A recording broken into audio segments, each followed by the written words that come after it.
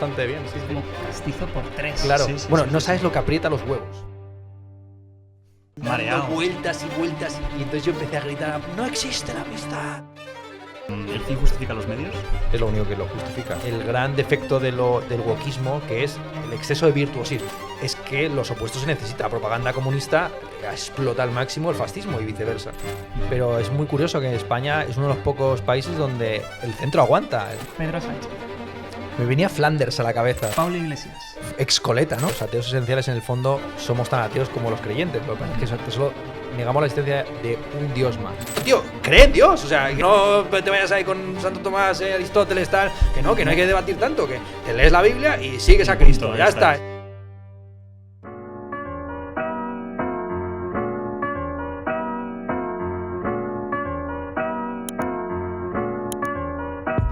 Bueno, pues bienvenidos a este 7º episodio del Panóptico. Hoy tenemos con nosotros a Ernesto Castro.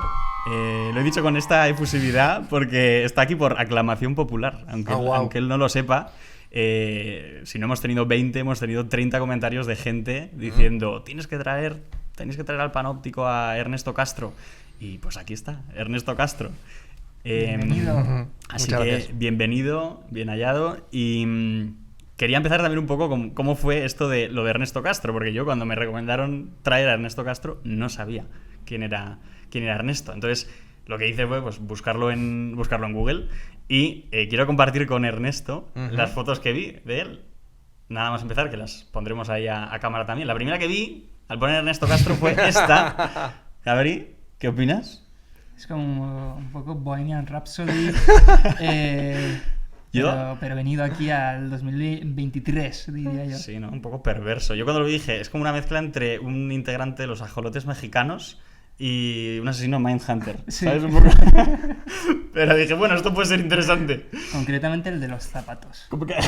Exactamente. Segunda foto que vi fue esta y empecé a flipar todavía más. Luego puse un poco de contexto y creo que era porque era un alegato contra la tauromaquia, todo esto. ¿Me corriges, Ernesto? Sí, bueno, todo empieza por razones más bien performativas y estéticas y siempre tiene Estás una guapísimo, connotación. o sea, eso por... Y la fotografía, la foto me la hizo mi madre, que tiene un gran sentido estético. No, También es que además el color del pelo con el rojo del buenísimo. ladrillo es... Poco no intencionado, pero salió bastante bien. Sí, Es sí. como castizo por 3. Claro. Sí, sí, Bueno, sí, no sí, sabes sí. lo que aprieta los huevos. Sí. No, de hecho... O sea, seguro en que la- alguno se quedó con ganas de verlo, ¿no?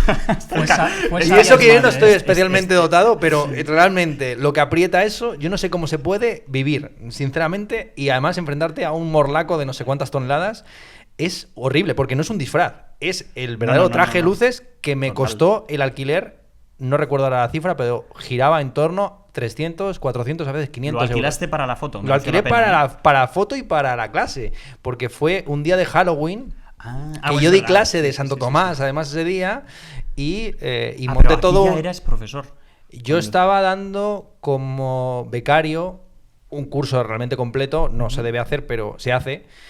En la universidad es, ya lo digo siempre, la institución que más explota y paga por debajo del salario mínimo interprofesional, y yo estaba efectivamente como becario, tan solo supuestamente de prácticas, pero en el fondo dando un grupo entero de historia del arte.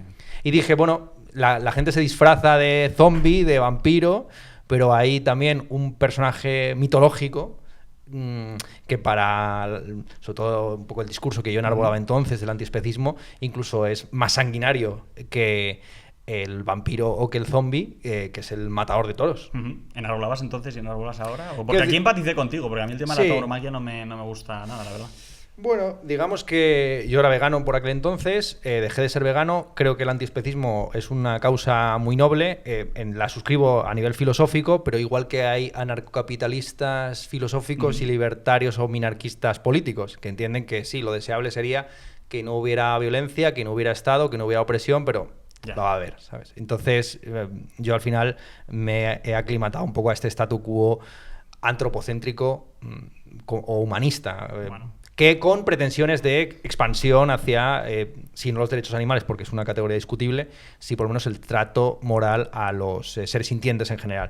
Y la otra foto, la que veis de Bohemian Rhapsody, la gracia está en que era unas fotografías que me hizo la Pili. Yo no sé si se acuerda, hay memoria memética de ella. La Pili No sé quién fue es la Pili, pero quiero una saberlo. figura que se convirtió en top 1 música urbana de España con un tema que hizo con su primo llamado Cómeme el Donut. Ah, amigo, sí. En Cómeme el Donut y luego menea tu grasa o dame la grasa o algo así, la Pili, estilista de un montón de traperas y de artistas urbanas en España, ella fue la que me hizo esos ribetes en la frente y en la mejilla. Es una auténtica joya de orfebrería. El pelo lo traía yo de casa. Sí, Mi que no es poco. pregunta, ¿eso fue antes de que se pusiera de moda con Rosalía?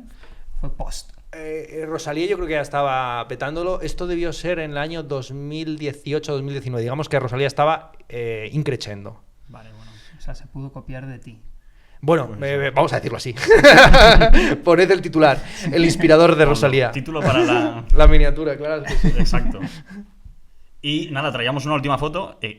Eres tú este también, ¿no? Soy yo también, sí. Que claro, que otra vez mi madre, que es mi gran... iba a decir que yo soy su muso, más que mi musa ella. Es que esta la pose también acompaña, ¿sabes? Claro, No solo es la ahí, foto. además, en esa foto es un recorte, porque lo que estoy sosteniendo en la mano es una mancuerna de 2 kilos, que era lo máximo que podía yo aguantar con una mano. Entonces, y lo más gracioso de esa foto es que lo que está enfocado son los melocotones de atrás. Sí. Que es el Le da un store, toque. es el store de la casa de mi madre, de la cocina en concreto. ya. Y es la foto que yo me hice con 20 años para la promoción de mi primer libro contra la posmodernidad. Esa fue la foto de perfil de O mi sea, primer este libro. querubín había estrenado contra la posmodernidad. Eso es, esas mis primeras gafas, además, gafas cuadradas. Me tengo que comprar ahora unas nuevas gafas. Madre mía.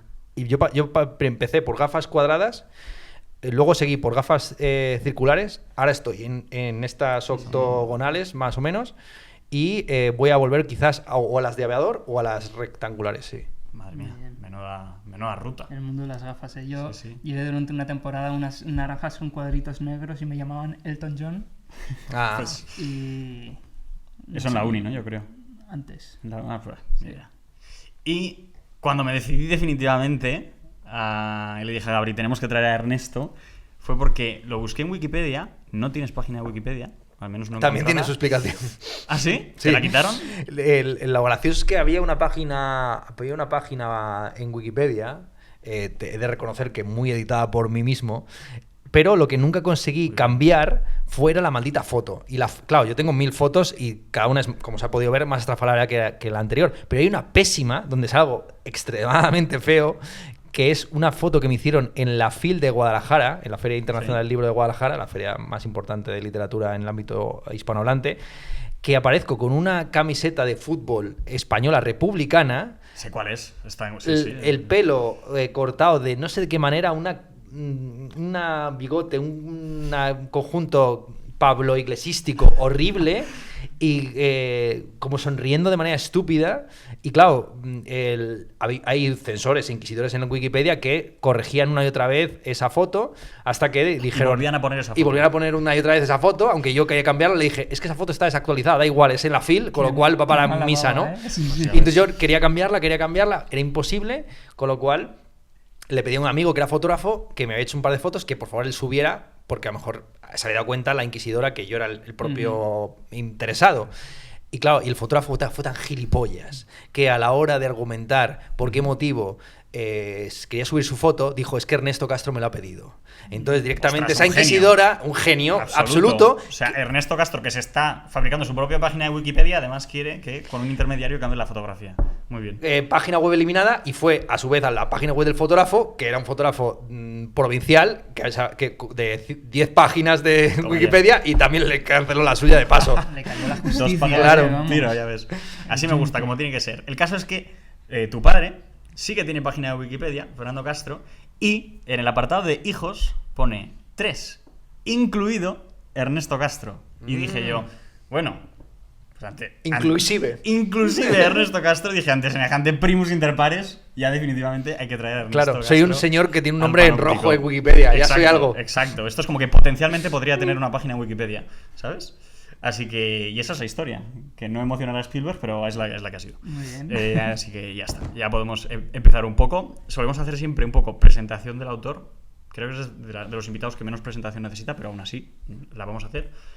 Para los y las que no estéis al tanto, Ernesto es profesor de estética de la Universidad Autónoma de Madrid. También copia un poco lo que pone en tu web. Sí, claro. Que es, Porque en tu Wikipedia no... Exactamente, básicamente. Donde está elaborando su propio sistema filosófico, que es el naturalismo genérico. Ha publicado numerosos ensayos, yo creo que es el género en el que más te has prodigado. 2 novelas, una la tenemos aquí, que ahora presentaremos. Un poemario, podríamos decir, inédito, que está se puede conseguir en internet, está disponible, ¿no? Sí, bueno, ese poemario que se titulaba Árbol de Navidad se convirtió al final en Peinar el viento, que es el poemario que publiqué el año pasado, en 2023, en Letra Versal, una editorial de Málaga. Apuntado. Y además tienes un canal de YouTube bastante tocho también. Esto es así un poco a grandes rasgos. Quien quiera profundizar, a su página web, que es súper detallada.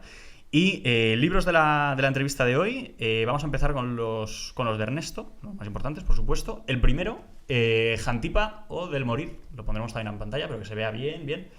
Es la primera parte de la trilogía platónica, de la cual hay 2 ya publicadas. La tercera está en camino. Sí, cociéndose lentamente. Cociéndose lentamente, que parece que va a estar situada en Sevilla o no sé, en España, Barcelona. en España. En Spain. ¿Qué decir de este libro? Yo a veces como que doro mucho la píldora a los invitados, lo voy a hacer una vez más con Ernesto, pero esta lo digo de verdad y creo que esto no lo he dicho en ningún libro que he leído. O sea, me sorprendió increíblemente este libro. Dije, un libro de Ernesto Castro tiene de protagonista a Edith Stein.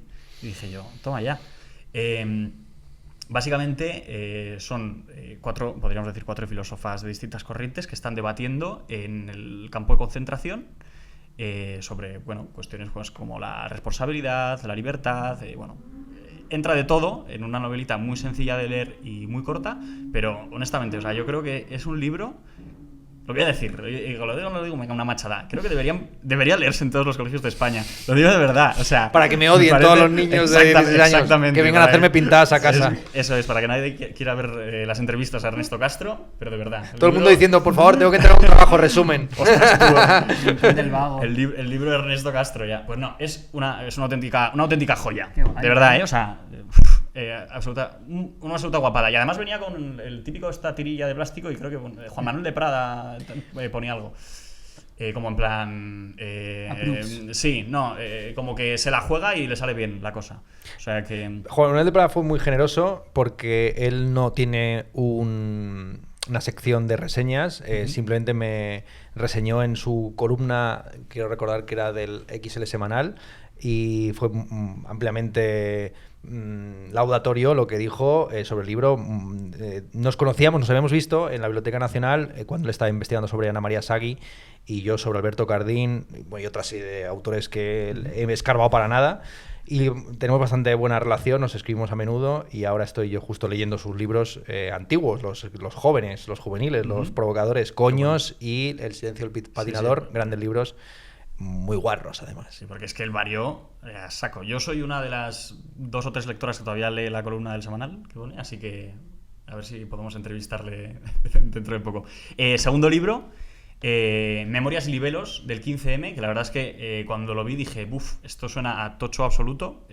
Pues nada por el estilo. O sea, súper entretenido, muy informativo. Pero bueno, realmente es como una especie de autobiografía de esa época, de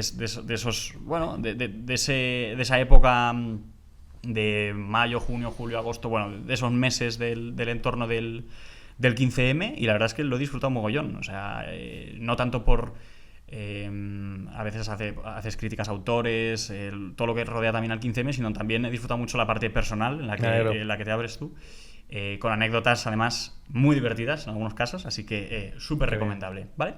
Y libros aparte que siempre tenemos un poco para contrastar. Hans Kuhn, Jesús. Hans Kuhn, es sacerdote amado y vilipendiado a partes iguales. Lo hemos traído porque vamos a hacer una pequeña digresión al final sobre la figura de Jesús. Un libro muy recomendable, pero bueno, también recomendable, pero un poquito denso, también hay que decirlo. Y uno de los habituales del canal, ¿Puede la ciencia explicarlo todo?, de John Lennox. No voy a decir mucho más porque ya lo he presentado en otras entrevistas, simplemente pues lo recomiendo. Y nada, vamos allá. La entrevista va a tener 3 partes, que yo creo que te adelantamos, Ernesto. Una primera parte, la hemos llamado pomposamente El hombre, lo terreno y lo divino. Wow. A la entrevista, sí, promete mucho. Y yo soy el protagonista de la tercera. Tragedia en 3 actos. No, exacto, por supuesto. Eso siempre, eres protagonista de las 3. O sea que, entonces, la primera parte van a ser unas preguntas cortas, como responder de forma dinámica, o sea que aquí sí que te pedimos agilidad y lo siento, es una puñeta porque hay algunas preguntas que igual no tal. La segunda parte, lo terreno, vamos a tratar pues temas un poco más de política, lo digo porque si no os interesa os podéis ir de la entrevista, básicamente. Y la tercera parte, en el panóptico pues hablamos de las preguntas últimas, pues el tema de lo divino tiene que entrar ahí, ¿vale? Pues vamos allá, sin más dilación. El hombre, Ernesto Castro. Exacto, pues estas entradillas ahí. Ernesto, ¿un recuerdo de la infancia? Pues me ha venido de pronto uno bastante traumático que fue un día que yo dejé de creer en la amistad con 10 años y me volví una especie de calimero porque pensaba que nadie me creía o me entendía, que fue volviendo del colegio. Nos metimos en un típico kindergarten, en un lugar de estos de juegos, un parque infantil, y nos subimos a este aparato que gira sobre su propio eje, que yo no sé cuál es el nombre, una noria sin tracción propia. Y, muy bien definido. Y nos, me ha quedado claro. Así lo llaman los niños. Vamos a la noria sin tracción propia. Tal cual. A la NTP, a la noria sin tracción propia. NSTP. Entonces, bueno, total, que el típico juego ya sabéis que es marearse y tal, pero de repente como que me dejaron solo en la puta noria y me estuvieron dando vueltas y vueltas y vueltas y vueltas y vueltas y vueltas. Y entonces yo empecé a gritar algo así como... no existe la amistad, hijos de puta, no existe la amistad. Años, con 10 años, entonces ese es el recuerdo que me viene. Y tu madre viendo desde la ventana. Que aprenda. Pagó a los niños para que les dio unas chucherías para que hicieran eso. Era solo para darte vueltas, luego ya se piraban. Siguiente pregunta. ¿Alguien a quien admires? Como el de Prada, por ejemplo. Como el de Prada, estupendo. ¿Qué es lo más valioso para ti? Es jodido porque no te puedes explayar demasiado. Así que... la sabiduría. ¿Cuál es tu mayor aspiración? Ser sabio. Bien hilado. ¿Qué es lo bello? ¿Puede ser lo frágil? Sí. Directamente. Si puede ser, o sea, ¿qué es lo bello? Puede ser lo frágil, sí. O sea, que lo frágil es bello, sí. Que la belleza se agota en la fragilidad, puede ser. Por eso existe algo que rompe lo frágil, que es lo sublime. Como otro valor estético que siempre ha estado coordinado con la belleza. Nos gustan las obras bellas, pero nos gustan también las obras imperfectas que no son bellas, sino que tienen un valor chocante o rupturista, que precisamente lo que hace es destrozar ese equilibrio fino de la belleza. Entonces la belleza efectivamente podemos entenderlo como un equilibrio inestable y frágil que continuamente se va rehaciendo. Y lo que era bello ayer, hoy es kitsch o es un lugar común, incluso puede considerarse feo. Entonces sí, yo diría que no todo lo frágil es bello, pero que una de las propiedades de la belleza es su fragilidad. Perfecto. ¿La verdad nos hará libres? Hostia. A contestar en 20 segundos. La libertad no será verdadero, ¿no? La mierda aquella de Zapatero. Puedes responder con ironía, ¿eh? Ya, pues vamos a decirle eso, ¿no? La libertad no será verdadero, madre mía, vaya inversión absurda. Ni Marx, que le gustaban mucho los quiasmos, estudiados por Gustavo Bueno, hubiera hecho esa barbaridad de convertir la verdad no será libres en la libertad no será verdaderos. ¿El fin justifica los medios?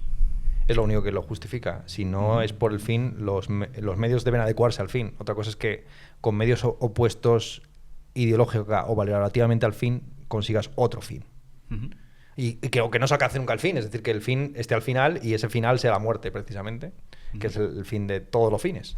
Genial. Hay ciertas preguntas que hago aquí también, porque me resuenan un poco las cogí del libro de Jantipa y tal, digo, para abonar para que aparezcan los colegios dentro de poco. Siguiente pregunta. A ver esta. ¿Es la juventud un sueño cuyo contenido es el amor? Esto es una cita de alguien, obviamente, sí, ¿no? Esta es una cita de Kierkegaard. Wow, pues sí. Totalmente de acuerdo con Sorenincel, como le llama mi pareja, Sorenincel, el padrecito de todos los incels que ha habido en el mundo, el señor Kierkegaard. Tiene toda la razón del mundo, entonces, ¿no? Para mí sí. Estupendo. ¿Una película? ¿Solo puede ser una? Pues mira, voy a recomendar Anduve con un zombie. Anduve con un zombie de Jacques Tourneur. Es una película del año 47. No puede ser. Perdona, no te corto. Diga, que trata sobre... Es una versión como de Jane Eyre en el Caribe y consiste en una señora que va a una hacienda que era esclavista, donde hay unos ritos vudú que lleva a cabo la población negra y en paralelo una señora que está catatónica, como una especie de espectro sonámbulo, que dudan mucho si es un zombie en el sentido primigenio del vudú, que es decir, una persona encantada, un muerto viviente.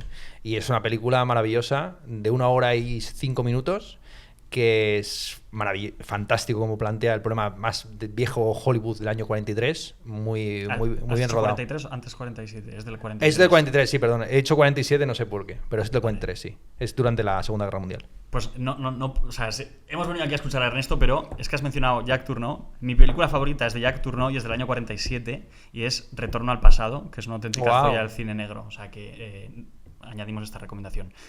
¿Un libro? Pues... Jodida pregunta para Ernesto Castro. Ya, pues mira, voy a recomendar el libro de un historiador francés que tengo ahí en la mochila, que parece que pesa como un cadáver, porque lo he sacado recientemente de la biblioteca. Y entonces yo soy de estos lectores voraces que van pasando páginas porque lo que está por leer les interesa más que lo leído. Entonces a mí los libros que más me entusiasman son los que están por leer. Y tengo una visión muy utópica de que el mejor libro todavía está por ser leído. Pues si no, no leería, obviamente, si no estaría releyendo continuamente. Y he encontrado 2 tomazos sobre la historia del sonambulismo, la hipnosis y el magnetismo animal en el siglo XIX francés, de un tal Mehest, titulado Sonambulité et magnetisme o hipnosis, sonambulité et mediumnité, sonambulisme et mediumnité, sonambulismo y mediumnidad, podríamos traducir. Es una historia maravillosa sobre un tema un poco aparcado de la historia de la ciencia. Que es como, durante el siglo XIX se llegó a pensar que podías perfectamente dominar psíquicamente a alguien por medio de la hipnosis. Y ya está. E incluso dar vida, en plan frankensteiniano, a la materia por medio de electricidad. Claro, está el doble juego, ¿no? De la hipnosis. Eso se estudió mucho luego también en cuestiones de la CIA, ¿no? Se hicieron ahí muchas barbaridades. No sé en qué años, rollo, me imagino años 50 o algo así. Sí, claro. Que luego era todo placebo, efectivamente, porque la hipnosis no está demostrado que tenga eficacia empírica, pero alguna eficacia debe tener, como todo. Lo que pasa es que no por las razones que se creía. Suele ser muy habitual que haya un sustrato, una causa fundante, pero que la teoría no dé cuenta de ella. Pues apuntado también el libro. Finalmente, una canción.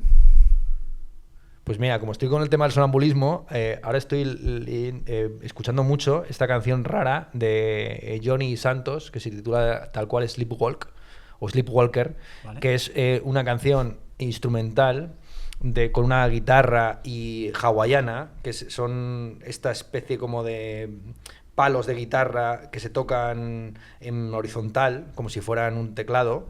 Y es una canción que suena de una manera muy inquietante y que fue un verdadero éxito de masas en los años 50 y que en YouTube tiene, no sé, vamos a decir 100 millones de reproducciones y hay gente que incluso cada año, señores de 80 años, que dicen sigo vivo y vuelvo a ponerme esta canción, incluso que tienen como un ritual. Y hay un comentario que tiene 100.000 likes, que es simplemente un señor mayor que aguanta de haber escuchado esa canción cuando era un marine en Vietnam o en Corea del Norte, cosas así. Bueno, joder, es una gran película. Es una gran película la que se cuenta el marine a partir de una música puramente instrumental.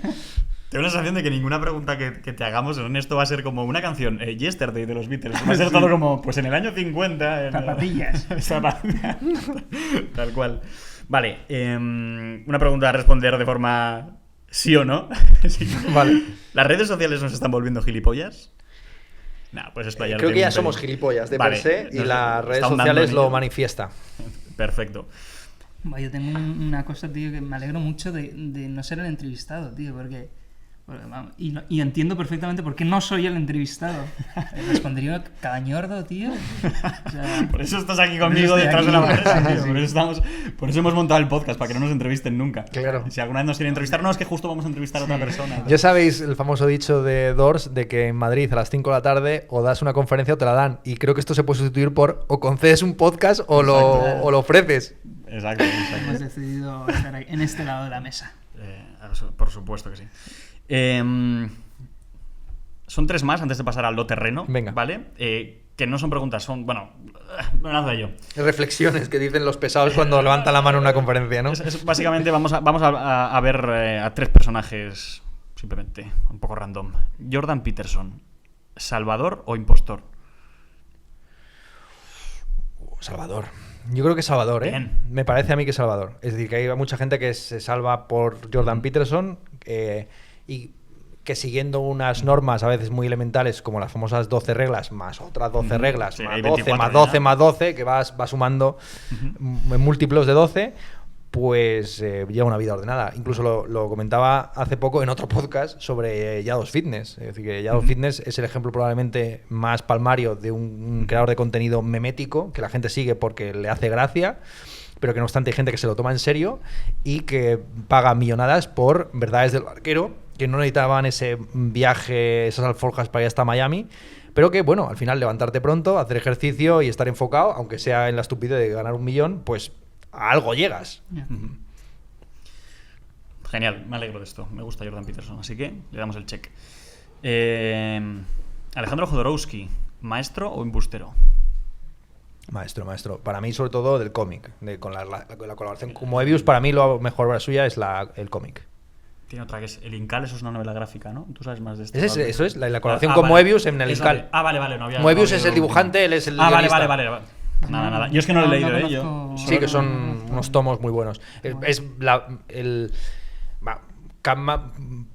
un antes y un después en el cómic francés o de franco-belga, y equivalente, vamos a decirlo, a Watchmen en el mundo anglosajón. Ok. Y último personaje, Hulebeck, ¿héroe o villano? Villano de la villa. Villano de la villa. Claro que sí. Pero, Con bueno, eso. pero es nuestro hijo de puta, como decían de tantos. O sea, se ha dicho de todos, ¿no? Es un hijo de puta, pero es nuestro hijo de puta. Eso es. Entendido, perfecto. Pues voy a utilizar a Hulebeck para conectar con lo terreno, porque su primera novela, que es Ampliación del campo de batalla, que es del año 94, en España estrenada en el 99, lo leo un poco. La verdad, no es mi novela favorita suya, pero yo creo que es la más sencilla de leer. Así que si alguien no ha leído a Hulebeck, yo creo que es una buena forma de empezar, y además cronológicamente. Ahí Hulebeck, ¿no?, juega un poco con la idea de la lucha de clases, ¿no? Cómo se ha trasladado, pues habla de ampliación del campo de batalla, cómo salta de la lucha de clases tradicional al ámbito sexual, ¿no? Entonces el personaje de Hulebeck en esta novela, que realmente es el personaje de todas sus novelas prácticamente, el típico personaje cuarentón y tal, es un personaje exitoso en la parte económica, pero en la parte sexual es un absoluto fracasado, ¿no? Y él expone un poco, pues eso, esa desigualdad entre el acceso al deseo, la afectividad, etcétera. Y aquí un poco reflexión también, Ernesto. Aquí, o sea, podríamos decir que tanto comunismo como capitalismo coinciden en utilizar el sexo como un mecanismo de control y distracción. Uf. Sí que es, o sea, Claro, sí. sí. Me Sé que parece es denso todo sí, este sí, tema, no, y hay que ser ágiles, para pero- eso estamos aquí, claro. Sí. Creo que la dinámica del sexo es previa, obviamente, a estos dos sistemas políticos y sobrevivirá a ellos. Y me parece a mí que la insatisfacción volitiva no puede encontrar satisfactores terrenales. De hecho, es en el famoso argumento volitivo de San Agustín, olvidado para tanta teología, que si Dios no crea nada en balde, tampoco habrá creado en nosotros el deseo de ser inmortales. Entonces, buena parte de los afanes de adquisición erótica, económica, no son sino versiones degradadas o mal conducidas de un afán de inmortalidad que no se puede saciar con ningún paraíso en la tierra, sea sexual, económico, ni de ningún tipo. Entonces yo desde luego no creo en ese argumento, es literalmente pensamiento desiderativo, pero, o sea, tiene la premisa de que ya Dios existe y ha creado racionalmente este deseo en ti, pero es obvio que el deseo es inacabable y que conduce a la famosa dialéctica del amo y el esclavo, que tiene luego tantas transcripciones en el ámbito del sadomasoquismo. Y lo que dice Houellebecq, a mí Houellebecq me gustaba mucho cuando tenía 20 años y me leí prácticamente todo lo suyo, publicado entonces, y efectivamente para mí Ampliación del campo de batalla es un libro muy breve pero muy contundente, sobre todo por el final famoso, ¿no? La violación aquella y todo este asunto, que se ha convertido en una especie como de libro de culto, que muestra también muestra los argumentos a favor del incelato, no a favor del incelato, sino las razones que dan cuenta o explican el cierto discurso masculinista resentido en el presente, y al mismo tiempo ve los peligros de ese discurso masculinista. Entonces Michel Houellebecq, que muchos lo interpretan como un autor conservador, también es un autor que advierte sobre los excesos de ese no conservadurismo, porque no se está conservando nada, sino una reacción precisamente contrarrevolucionaria, en este caso contra la revolución sexual feminista. Perfecto. Y gracias por dar la pronunciación correcta de bueno, en fin. Houellebecq, yo siempre digo Houellebecq. Pero bueno. Y esto conectándolo un poco, sí, va a ser un poco salto de la vaca encima de la luna, pero bueno, quería conectarlo con la izquierda se ha llevado un batacazo histórico en las elecciones americanas. O sea, Trump ha vuelto, pero es que ha arrasado, ha sido el presidente más votado de la historia, creo que en número de votos, en voto popular, ha ganado incluso en más estados que hace 8 años, porque ha ganado también en Nevada. ¿Supone el regreso de Trump el ocaso del mundo o el inicio del ocaso del mundo woke y de la ideología de género? Sé que es un poco, o sea, de nuevo una pregunta un poco general. Yo volvería a los clásicos de la literatura española, ese famoso dicho, creo que está en Zorrilla, ¿no? Los muertos que usted mata gozan de muy buena salud. Venía en el taxi hasta aquí y hablando con el taxista de filosofía y de historia, que le gusta mucho, pero bueno, no leía tanto, y me decía, bueno, claro, la filosofía está muriéndose. Digo, bueno, lleva ya 25 siglos, a ver si la conseguimos enterrar entre todos. Pues un poco lo mismo con lo woke. Lo woke lleva muriendo desde su nacimiento, prácticamente. De hecho, es un término peyorativo, pues como tantos ismos. El impresionismo, todos los ismos en el fondo. La teoría queer, el término queer, de hecho, es un término despectivo. Que curiosamente no ha sido reapropiado. El libro mío de Memorias y Libros del 15M está, irónicamente, dedicado a las dormidas y las despiertas, por el famoso lema del 15M de dormíamos, despertamos, que eso está en una esquela, está nunca mejor dicho, señalando la muerte del 15M en la propia Plaza del Sol, señalando que tuvo lugar allí el movimiento. Y ese es el lema de todos los que se hicieron, ¿no? De no hay pan para tanto chorizo, democracia real ya, no nos representan. La que se eligió fue dormíamos, despertamos. Entonces, claro, considerarse despierto, pues claro, es ya considerarse iluminado, es como ya considerarse salvado. Y efectivamente es el propio término señala el gran defecto del wokismo, que es el exceso de virtuosismo. Es decir, que en el fondo es un discurso negativo y a la contra, que ofrece pocas alternativas sólidas de modo de vida, más que estar quejándose de casi todo. Entonces, nadie se reconoce como woke, igual que nadie se reconocía antes como hipster, que era el anterior, pero los hipsters siguen existiendo, aunque ya no se use ese término de manera despectiva. Entonces, lo woke va a sobrevivir. Pensaban que con la pandemia, con la Dana, con las elecciones europeas, con el primer Trump, con el segundo Trump. El primer Trump ya fue una muerte de lo woke, y lo woke no solamente no murió, sino que se retroalimentó. Porque en el fondo es la ley de los opuestos.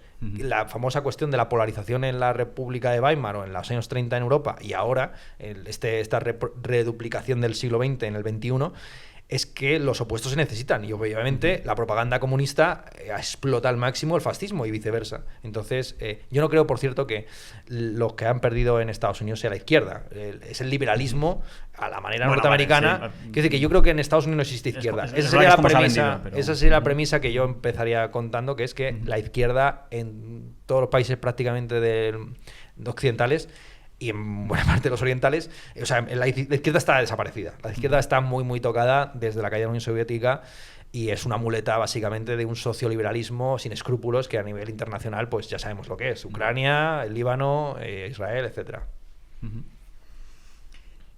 Saltando también un poco a Europa, Ernesto, estamos viendo como que, bueno, el auge de la derecha, ¿no? Que se vio también en las últimas elecciones europeas. Tenemos una presidenta en Italia que es Giorgia Meloni, que tiene los orígenes que tiene. Tenemos a Le Pen, que ha cosechado unos resultados también increíbles, muy alejados de los que cosechaba su padre Jean-Marie.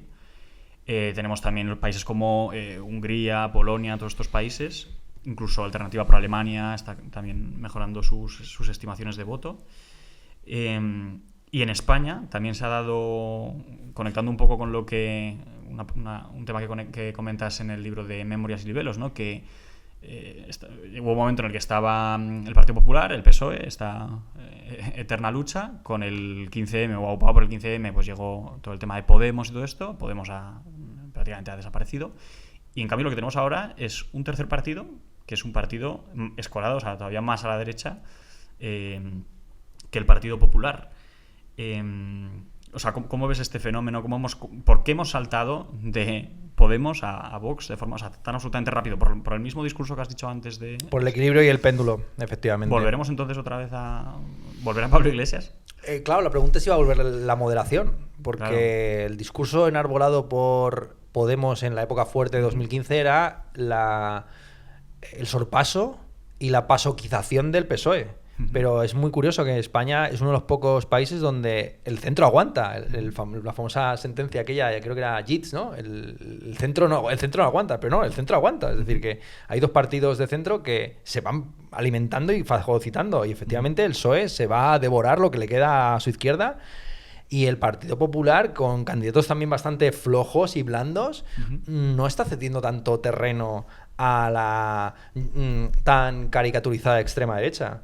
Que decir, yo soy muy apolítico cada día más, pero me gustaría llegar al nivel de apoliticismo irónico, incluso satírico, al que llegó Rodrigo Fresán, el escritor argentino, cuando le preguntaban por Milei, y dijo que le gustaba mucho, que escuchaba mucho las canciones de Miley Cyrus, ¿vale? Entonces, ojalá yo pudiera decir Sánchez, ¿quién? Francisco Sánchez el escéptico, ¿no? O cosas así. Pero bueno, no he llegado por desgracia a ese nivel de apoliticismo. Pero creo que también que el discurso de la emergencia continua, de la alerta antifascista, o al contrario, de la alerta comunista, es terrible. Cuando estábamos en el 15M estábamos muy en contra de la despolitización. Y una cosa es la despolitización y otra cosa es el partidismo continuo de estar. Claro. Y luego en España lo que a veces se ha llamado como el agujero negro de la filosofía española, que es que continuamente nos estamos mirando al ombligo y preguntando sobre el problema de España con problema, los problemas de España sin problema, España va bien, va mal, y en plan, obviamente eso no interesa a nadie, fuera de, ni siquiera en la propia España. Yo siempre pongo el ejemplo griego, ¿no? O sea, todos en la carrera de filosofía, si hemos estudiado algo, hemos estudiado autores griegos. ¿Cuántos filósofos griegos se leen hoy? Que no sean Varoufakis porque era un chico guapo que hacía economía. Cero. Pero seguro que en Grecia hay una industria editorial ensayística brutal de gente hablando de la antigua Grecia, qué grandes éramos, la democracia la inventamos, Pericles, tal, y gente gozándose con novelas históricas sobre la batalla de las Termópilas, pero que es un mercado puramente interno que no tiene circulación fuera de Grecia. Entonces, la gracia de Grecia no era cuando se miraba únicamente el ombligo, sino que hablaba de lo universal. Y por ahí iría un poco yo creo que nos obsesionamos mucho con fenómenos que van a ser olvidados de aquí a 4 meses. Pero, o sea, yo creo que sí que hay una tendencia, aquí me corriges, por supuesto, Ernesto. O sea, yo hablaba de Meloni, hablaba de Marine Le Pen, hablo de los países tipo Hungría, todos estos países de Europa del Este. Hay un tema que les une, que es el tema de la inmigración, que yo creo que es una cuestión que cada vez, quiero decir, va más, sin entrar en polémicas, pero que de alguna forma hay un hilo conector ahí. Sí, claro, estos partidos hacen uso de eso, claro. Que es el uso del miedo, todo esto que es nada más viejo que ello, ¿no? Pero hay un hilo conector ahí, y una pregunta así más en concreto que te queríamos hacer es una pregunta un poco larga, pero bueno, ¿tiene Europa y por extensión el mundo occidental salvación? ¿O por el contrario estamos irremediablemente condenados a contemplar lo que Douglas Murray llama la extraña muerte de Europa? Sí, que es una... Ya, no, yo creo que Europa está bien en su gran decadencia. El Renault la ha querido dar por muerta mucho tiempo y ahí sigue, bueno, más o menos este famoso gigante económico y pigmeo militar, pues ojalá siga siendo un pigmeo militar y no volvamos a lo que había antes, porque claro, cuando Europa era grande, los europeos se mataban entre ellos a mansalva y mataban a su vez y colonizaban y explotaban a los no europeos. Entonces casi prefiero esta Europa que por fin ha cumplido, cuando se habla muchas veces del discurso ilustrado y cuando éramos grandes en el siglo XVIII, yo no sé la gente a qué se refiere, porque claro, esperanza de vida y un pobre campesino del siglo... Cualquiera que no sea un cenutrio que piense que va a vivir como un príncipe y una reina, si quiere elegir un siglo para vivir, es o la anterior, con mucho, por razones más que obvias. Incluso te diría que cualquier persona de nosotros vivimos mejor que los reyes y los príncipes y los condes hasta el siglo XIX. Entonces el salto cuántico que hay de la revolución industrial es abrumador y bueno, nos seguimos aprovechando un poco las rentas de haber encabezado esa revolución industrial y ese proceso de colonización y capitalización del mundo. Y ahí está. A mí, sinceramente, yo no soy multiculturalista, porque entiendo que el multiculturalismo... Claro, el multiculturalismo es la idea de que tú, por provenir de un origen, tienes que suscribir la cultura que los de fuera consideran cliché tuyo. O sea, el multiculturalismo es el que piensa que un novelista español tan solo puede escribir sobre la guerra civil. Y que un músico español tiene que inevitablemente tener raíces flamencas. Es decir, lo que hace es ofrecer productos kitsch para consumo principalmente en el extranjero. Entonces, eso estoy en contra de ese multiculturalismo. Yo estoy a favor simplemente de la curiosidad y del universalismo que entiende que la verdad es cierta aquí y en Grecia y en el Líbano y en India y donde sea. Entonces yo, por ejemplo, estoy muy interesado recientemente en los filósofos indios y chinos, no para hacer ningún tipo de justicia poética, porque mi vida yo no sacrifico mi vida por la justicia universal. O sea, yo no pienso perder sinceramente, perdón, ni un minuto de mi vida en arreglarle la suya a un montón de muertos siglos atrás, que a quienes les da igual si le leen o no lo leen. O sea, que yo leo a Santa Teresa de Jesús no para ser feminista o hacerme las de guay con las nuevas monjas del siglo XXI, ni tampoco a Nagarjuna ni a Confucio para ver si me traducen al sánscrito y al chino, sino porque son muy interesantes. Entonces, claro, ya está. La razón principal para hacer algo es que te apetece. Y por ahí iría la cosa. Entonces, yo, en ese sentido sí que estoy un poco a favor del mercado pletórico. Es decir, inevitablemente estoy a favor del comercio, porque claro, los que han traído y llevado al final estos productos, bueno, inicialmente fueron los jesuitas, como he sabido, con traducciones un poco deficientes, pero interesantes. De hecho, bueno, hasta Carmelo Leorduy puede que fuera un traductor de lo que él llamaba el humanismo político chino, que era una traducción de los clásicos confucianos y de la época de los reinos combatientes. Bueno, en fin, que hay muchas formas de aproximarse a esto, pero básicamente yo no soy multiculturalista. Entiendo multiculturalismo esto como una especie de monoculturalismo del otro. Es decir, el otro está obligado a ser el que es, para que tú puedas disfrutar de tu mercado platónico y cuando vayas esta es una ciudad, pues tengas tu restaurante italiano, regimentado por italianos, el pakistaní, entonces... Pero inevitablemente, ya digo, creo que sería difícil esta apertura en una sociedad cerrada y en una sociedad estatalizada donde los medios de comunicación y de transmisión de la información estuvieran centralizados en una institución central, estatal, que... Yo pertenezco a ella, al fin y al cabo. Yo trabajo en la universidad pública y en la universidad pública hay una gran inercia a repetir continuamente lo mismo por lo establecido, por convencional, etcétera. Y ahí el wokismo, aunque se diga que somos la catedral, como dicen algunos alt-righters estadounidenses, pues la catedral sigue repicando en misa con los mismos maitines y con los mismos... vamos, se está diciendo lo mismo continuamente. No ha habido recambio. En filosofía, por ejemplo, pues... pues ya te digo, todavía se está peleando en mi departamento para ver si existe si se puede introducir una asignatura de feminismo. Pero la cantidad de papeleo que hay que hacer es tan grande que prefieren los profesores someterse al scratch de los alumnos antes que echar todos los papeles para conseguir una asignatura optativa adicional. Pues en eso estamos. ¿Te ha quedado claro, no, Gabri? Vale. Vale. Y ojo, esa es la principal razón por la que yo muchas veces dije, y me sigo manteniendo en ello, pese a los casos superficiales de cancelación, que las políticas de la cancelación de los campus estadounidenses son inextrapolables al nivel tan grande en España. Porque en Estados Unidos las universidades son privadas y se deben a su cliente. Y ahí hay unos inversores y los estudiantes que son unos pobrecitos Dios racializados, en el fondo son hijos de papá millonarios. Mientras que en España, por muy rico que seas, tú estás en una universidad pública y tu cara vale la misma que, en teoría, pero esto ya sabemos que no existe la meritocracia, que la que está a tu lado. Y me suda 3 cojones que seas el hijo del presentador. Te voy a suspender igual. Y me da igual porque mi plaza no depende de lo que tú opines o lo que tú digas en Twitter.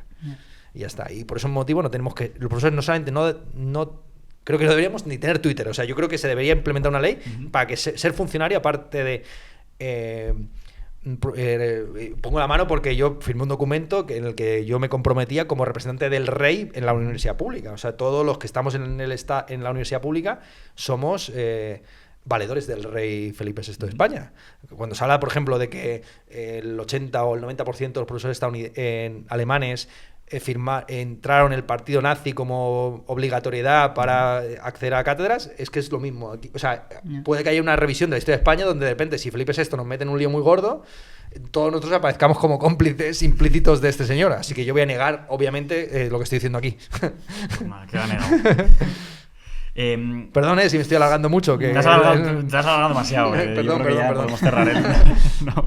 Sí que quería traer una frase del libro de Memorias y Libelos, ¿vale? Del 15M, para ponernos así un poco nostálgicos. Que dices, Ernesto dice: conforme ha pasado el tiempo, he perdido aquella ingenuidad 15mera y me he cargado de ironías que son derrotas.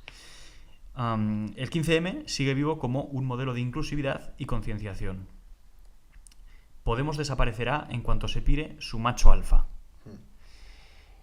¿Cómo lo ves ahora? ¿Cómo ves ahora el 15M después de todos Bueno, yo estos creo que años? sigue siendo un arquetipo y muchos de los fenómenos de movilización popular que se han producido después se entienden como el 15M feminista, el 15M de derechas, el 15M ecológico, el 15M contra la Dana. Es como una marca ya. Sí, digamos, entonces es unas siglas que reflejan simplemente una organización espontánea, una reacción popular inesperada en un clima donde se dice que los jóvenes son unos apolíticos y unos desorganizados y no sé qué, y de repente llega cosas como lo que ha sucedido en Valencia y los primeros que se ponen a cavar en el barro son precisamente los chavales jóvenes. Entonces, bueno, es una demostración continuamente de que la policía no agota la política. Esta es una tesis famosa de Rancière, donde decía que la policía, las buenas costumbres, pues es básicamente el reparto del pastel, de lo visible y de lo existente. Mientras que la política es la irrupción de la parte que no tiene parte, de aquello inesperado, de lo que no tiene nombre, de los sin nombre, que son la mayoría, los que no votan o los que no están en los debates televisivos,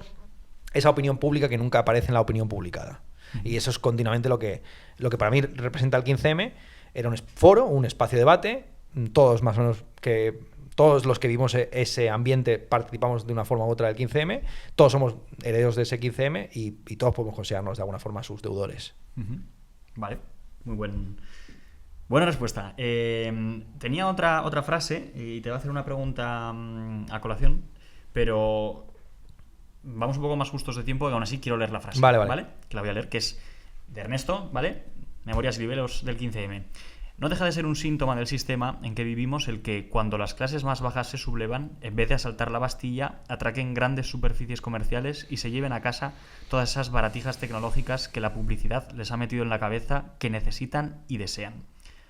Uno de los fracasos del 15M fue que no logró inocular en España un cuestionamiento y una corrección de las aspiraciones económicas posfranquistas.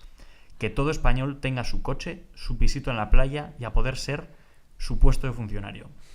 Ole tú, me gustó. Eso era Gonzalo Fernández de la Mora, que hablaba del franquismo como un estado de obras cuyo objetivo era precisamente el eclipse de las ideologías a través de un bienestar material, la creación de una clase media inexistente durante la República y durante la monarquía previa, y de tal forma que hubiera un arraigo territorial y económico donde efectivamente, al tener un pisito, una hipoteca y un 600, pues no te ibas a levantar contra el generalísimo y luego posteriormente el rey, y acertó.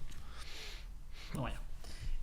Pues ahora Gabri te va a meter en un apuro, una sección que inauguramos hoy. No le hemos puesto nombre a esta sección. Es un poco puñetera, así que... Vale. Pero no puedes hacer pasapalabra. Vale. Es una oportunidad para practicar esa parte apolítica que decías. Ah, perfecto. Así que La sección se llama Describe a los políticos con una sola palabra. Rótulo. Tenemos que pensar en un acrónimo porque esto es un poco... Vale, te voy a ir diciendo nombres y tú me dices una palabra, lo que se te venga a la cabeza, ¿vale? Vale. ¿Preparado? Venga. Pistoletazo de salida. 1. Pedro Sánchez. Me venía Flanders a la cabeza. Pues voy a quedarme con Flanders, aunque es también por lo musculado. Como es el de... Parece como si no llevara nada. Ahora lo vamos a usar siempre. 2. Alberto Núñez Feijóo. Hostia. Alberto Núñez Feijóo A mí me es... sale árbol. O sea, Sí, es como insustancial, un árbol, insustancial. sí. Yo creo que falta sustancia, sí, insustancial. 3. Isabel Díaz Ayuso. FOC, me viene como ¿no? Lo que decía la de Valencia, ¿no? El FOC del verano, lo que hablaba del que venía el FOC Faller y todo aquello, el fuego, pero en catalán. O sea, FOC, porque ha convertido Madrid en una suerte de segunda Cataluña que está a punto de independizarse de España. Totalmente. El orgullo Bueno, de los totalmente, madrileños. tío. Yo salgo con una madrileña y vamos, está ahí Madrid, mucho Madrid. exacerbado todo el tema. Sí. Vamos con 4. No me quiero saltar el esto. 4. ¿No? Es que soy A ver, disléxico no y salto de líneas. El 4 es Santiago Abascal. Caballo, claro, me viene la imagen con el famoso caballo, sí. Ojo, luego hay otro nombre, pero me viene Putin montado también ahí. Obviamente. al En el oso, oso. tío. Montado en oso. O sea, no sé qué es más serio. Esa foto es real, ojo. Sí. 5. Pablo Iglesias. Excoleta, ¿no? Quiero decir que es un hombre al que, aunque lleva el pelo corto ya hace muchos años, todos le vemos todavía con la coleta. Ya. Entonces es un hombre post-coleta. Claramente es el Como el bigote de post-coleta. Aznar, ¿no? Es Yo creo verdad. que aunque se lo quite, siempre lleva el bigote. Como Un cuando miembro fantasma, ¿no? Sí, que sí, sigue, sí, él cuando te sigue cortan la sintiendo, pierna. él sigue sintiendo Sí. el viento en su pelo. Tal cual. A veces se le da haciendo así. Vamos a ver el 6, que es Carles Puigdemont. Con esa pronunciación y no Puigdemont. otra. Napoleón, claro, me viene Napoleón por donde Claro. vive, ¿no? Waterloo o como quieramos pronunciarlo. Pues nada. Napoleón. Me han dicho que es con doble Waterloo. Waterloo, Ah, vale. Waterloo, sí. Pensaba que ibas a lanzarte a cantar la canción. 7, Donald Trump. Simpsons también, o sea, la victoria de Donald Trump predicha por los Simpsons y el color de su piel que es el de los Simpsons. Totalmente. Siguiente, número 8. Esto es como los vídeos de Dross. Referencias. Tal cual. Marine Le Pen. Pues gran mediocentro defensivo, podría decirte, porque de Marine Le Pen no la tengo tan... O sea, sé quién es, obviamente, pero me gustaría saber menos de ella, de lo que sé. Pero también te diría posmoderna, porque me leí un par de libros sobre Marine Le Pen y cómo Marine Le Pen cita mucho a Michel Houellebecq o a Lyotard o a todo el tema de la filosofía posmoderna y cómo se ha apropiado mucho discurso de la French Theory por parte del Frente Nacional. Entonces es lo que te diría, posmoderna. Muy bien. Número 9. Giorgia Meloni. Giorgia Meloni, que su apellido, o sea, Meloni, pues Dilo. claro, me trae, yo qué sé, viejos chistes machistas, yo qué sé, sin más, no te podría decir mucho más. Meloni. Meloni. ¿Cómo se llama? Torrente. Vamos a dejarlo Claro, en Torrente. en Torrente, sí, un torrente valenciano. Eso es. Número 10, Nicolás Maduro. Nicolás Maduro, feliz Navidad. Claro. Un tío, vamos, Está todo brillante, brillante. 11, Vladimir Putin. Vladimir Putin, incomprendido, ¿no? O sea, Calimero, es decir, Incomprendido. Incomprendido. ¿Puedes puntualizar un poco? claro, es decir, es como, iba a decir el diablo, pero en el sentido de que todo el mundo lo tiene demonizado, o al revés, que considera que es más listo que de lo que... De hecho, se ha reactivado la sovietología. La sovietología era aquella disciplina que se dedicaba simplemente a interpretar los discursos del Kremlin. Bueno, existe ahora, supongo, la sinología aplicada a la política, que es este tipo de actos que se producen también en el Partido Comunista Chino, ¿no? De repente a alguien le levantan del Parlamento y le sacan a rastras. Y bueno, la nueva sovietología es decir, Putin está enfermo, está muerto. Tal cual. Claro, tío, es un doble. En plan, tío, la cantidad de teorías de conspiración que hay con Como la Putin. muerte de Stalin, ¿no? A Pues mí, está ahí. lo que me ha flipado últimamente de Putin son las fotos que tiene con Kim Jong-un, que salen rollo como amiguitos que parecen como de preescolar. No, ¿sabes? no, tal cual. O sea, es increíble. Bueno, Trump se hizo una igual, ¿eh? O sea, que creo que es una moda. Siguiente, vamos con Faltan dos, ¿eh? Para gestionar Zelensky. Zelensky bufón. Zelensky bufón, o sea, Zelensky es el tonto útil de Occidente para mí. Ojo, hay O Occidente es Además la de tontería, la tonto útil de Ucrania, ¿no? En este caso, de la OTAN para mí. Sí. Y de profesión Era bufón, sí, era comediante por lo menos. Qué heavy. Esto no sabías tú. No. Pues No. hubo dato. Y número 13, Benjamin Netanyahu. Genocida, yo creo que a este le tengo que poner el adjetivo que todo el mundo está deseando. Sí, Pues por eso. desgracia sí. Por desgracia, Ponemos sí. el lacito. Vamos al lazo. Genial. Vale, pues nada, hemos estrenado con Sección éxito nueva. esta nueva sección de Gabri y ya con Las esto... más divertidas. Sí, siempre. Son las que se llevan más las de clickbait. Y vamos a saltar a lo divino, que era la tercera parte de esta entrevista, que es bueno la parte que está más vinculada con lo que es el panóptico, el programa de las preguntas últimas que llamamos nosotros.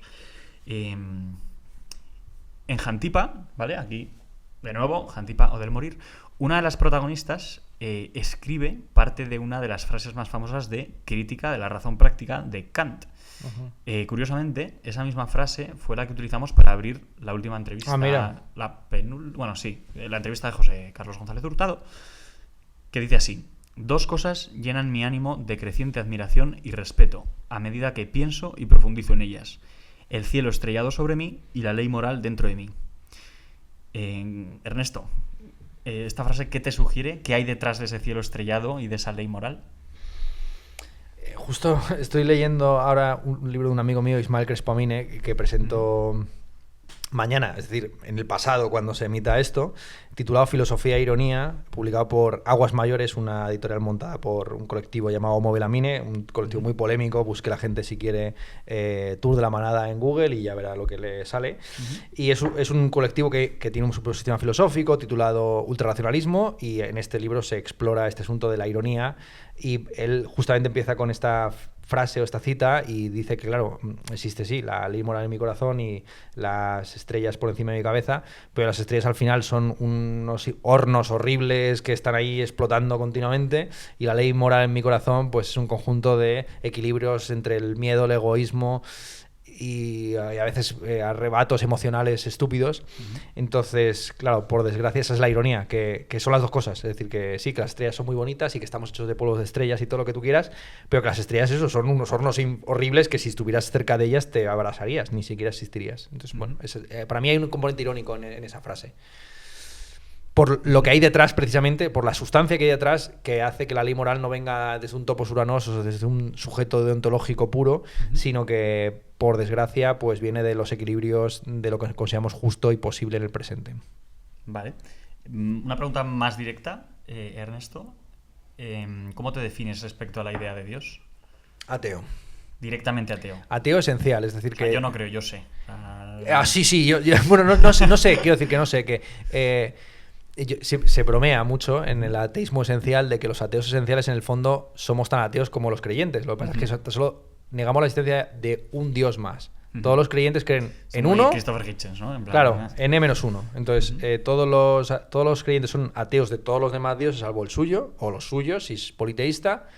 Y los ateos, digamos que tan solo vamos un pasito más allá y somos coherentes con esa refutación general de las idolatrías y de los iconos y demás. Entonces, claro, yo lo que diría básicamente es que el concepto más debatido por la teología racional occidental es un concepto absurdo, que es un concepto autorrefutatorio por múltiples argumentos que se han ofrecido, y que ya llevado a su concreción más a posteriori, si se quiere, muchos de los argumentos que tienen que ver con la causalidad o con la teleología no llegan a demostrar lo que pretenden demostrar. Es decir, no sale al final ese famoso hombre barbudo, omnibenevolente, omnisciente, omnipotente, que vela por nosotros y al que podemos rezar y que además negocia con nosotros si vamos a terminar en un sitio con uríes o en un sitio con llamas. O sea, Luego, aparte, creo que son dos cosas distintas, ¿no? O sea, uno puede ser ateo y no obstante creer en la inmortalidad del alma. Los budistas y las religiones del área india precisamente son eso. Son religiones ateas que creen en la inmortalidad del alma como castigo, no como recompensa. No creo que sea tu caso, ¿no? No creo que creas en la inmortalidad. Hombre, yo creo que la inmortalidad es un castigo. Si la mortalidad existiera, sería un castigo. Esa es mi visión. Que no solamente es que Dios no exista y eso sea triste, porque si Dios no existe todo está permitido. Creo que si Dios existe muchas más cosas están permitidas, porque Deus vult. Entonces, claro, Dios quiere que te lances a cualquier tipo de delirio y locura. Y además la palabra de Dios es tan interpretable, pues nada, y volvemos a lo mismo. Si no te gusta este Dios, tengo otros. Entonces sí, para mí es una... Pero lo que no quita que, efectivamente, y es más, me parece que los que han hecho mejor teología son los que han aceptado que el Dios no es un objeto de conocimiento racional, Kant, para empezar, sino un postulado de la razón práctica, o si nos ponemos más místicos, pues un postulado de la fe, una preámbula fide. La creencia de la existencia de Dios no es parte de la teología, pero sí que es un preámbulo para poder creer. No, me gusta porque, a pesar de tu postura atea, y lo he comentado al principio, me llamaba la atención que podemos decir que la gran protagonista de este libro es Edith Stein, que sí, claro, realmente es una santa de la Iglesia Católica y creo que la tratas con mucha benevolencia. O sea. Sí, a ver, es un libro bastante cristiano, pero porque en fin, la ventaja o la maravilla de la narrativa, la razón por la que yo me estoy dedicando a la narrativa últimamente, es que permite hacer todas las cosas de la filosofía y muchísimas más, porque en filosofía inevitablemente la necesidad del argumento y de la tesis y del dogmatismo y del sistema y de la escuela te cierra muchas posibilidades de exploración, mientras que en la novela pues no sabemos muy bien qué pensaba Cervantes. Sabemos perfectamente lo que piensa Sancho, Quijote, son arquetipos que se utilizan continuamente, pero Miguel de Cervantes, y lo mismo pasa con Platón, el gran novelista de las ideas, qué pensaba exactamente es un continuo debate, porque se presupone que se identifica con su protagonista, pero ni siquiera Sócrates es protagonista, ni dice lo mismo en todos los diálogos. Entonces es la ventaja del novelista y del novelista de las ideas, que puede barajar varias ideas. Y obviamente al tratar de la muerte, las ideas que postulan la inmortalidad del alma y la existencia de Dios son más inteligentes y sugerentes que las crasamente ateas, que son tratadas casi de manera satírica con la figura de Charlotte Delvaux, esta materialista feminista que habla en femenino plural. Entonces sí. Por cierto, me ha gustado mucho la disposición de los 4 libros. No sé si era intencional o no. Todo es intencional aquí. Obviamente, porque Memorias y Libros del 15M tiene un pasaje en el que se comenta el debate entre Habermas y Ratzinger, y has puesto justo encima Kuhn, que precisamente tuvo un debate sobre temas teológicos varios con Ratzinger, y el libro de Hanti Poder Morir es un libro de filosofía moral asociada a la muerte, tema que para mí no se agota científicamente. Es decir, que existe una definición científica de la muerte muy problemática, porque claro, tu cuerpo sigue vivo de alguna forma, desvinculado, desorgánica, inorgánica para ti, pero no para las moléculas que te componen. Entonces hay una muerte psicológica, hay una muerte sociológica, hay una muerte física incluso, podríamos decir, o termodinámica, que será la muerte del universo en no sé cuántos miles de millones de años. Es que la siguiente pregunta era, ¿es la ciencia el único camino a la verdad? No. Eso es no rotundo. Y más, no sé por qué, continuamente, yo durante mucho tiempo iba a podcast o hacía entrevistas sobre el tema de música urbana.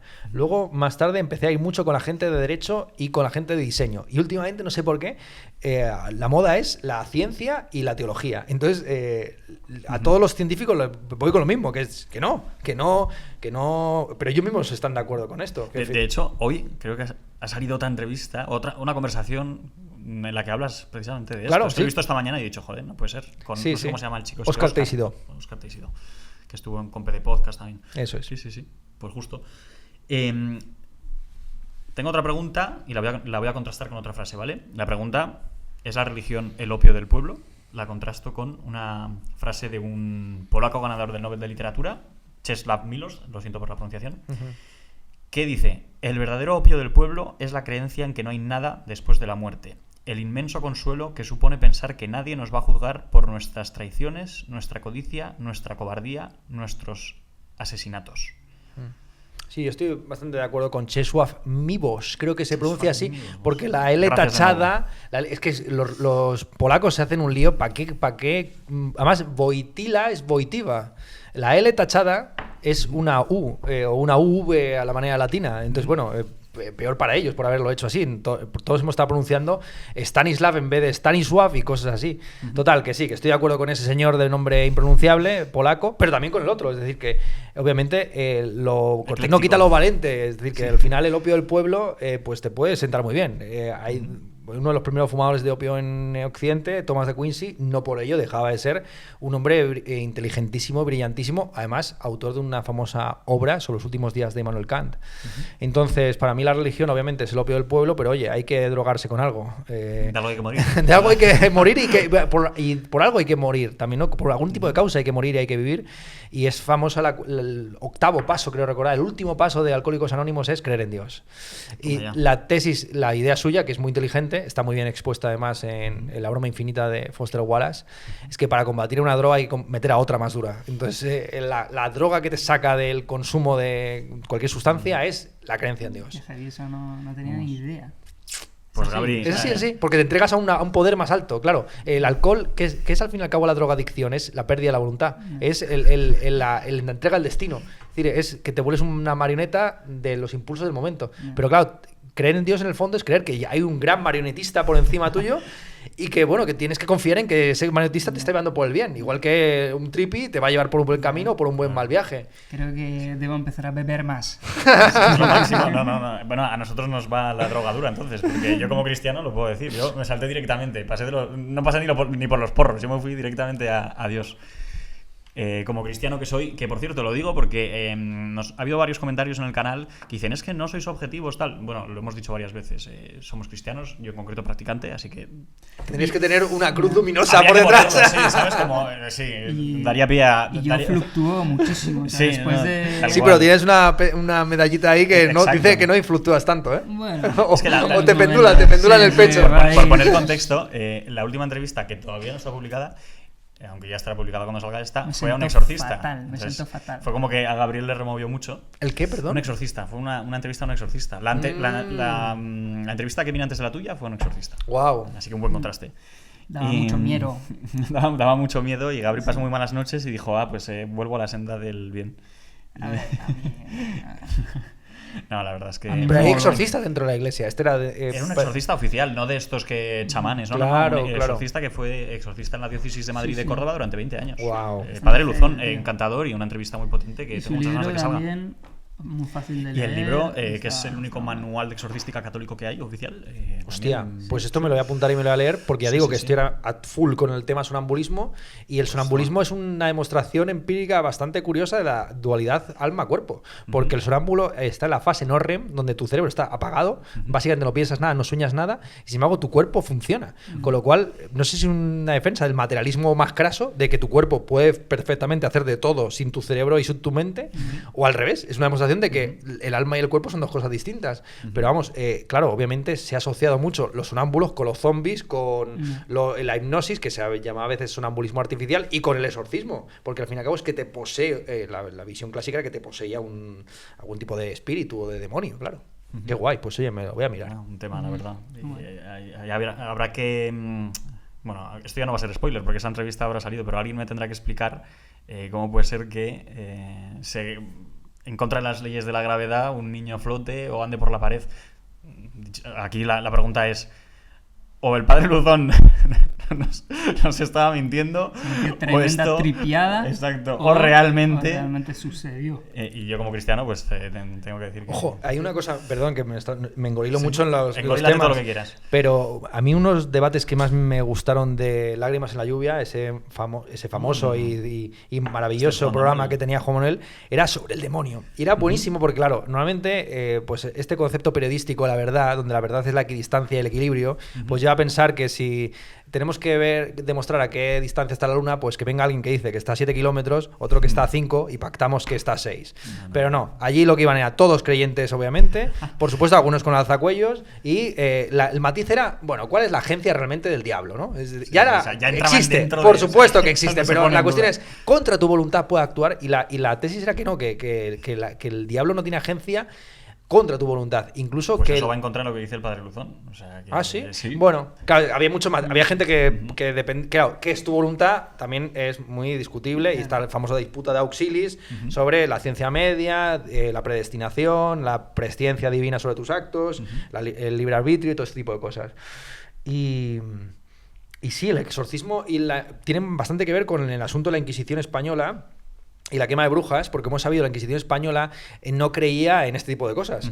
Tradicionalmente se pensaba que las brujas eran mujeres alucinadas, pero que no había verdadero contacto carnal con el diablo, ni se podía vender de esa manera el alma al diablo, ni establecer... es más, aunque lo vendieras, el diablo no te daba esos poderes. Es decir, que por más que te pusieras tú con una escoba, no volabas. Claro.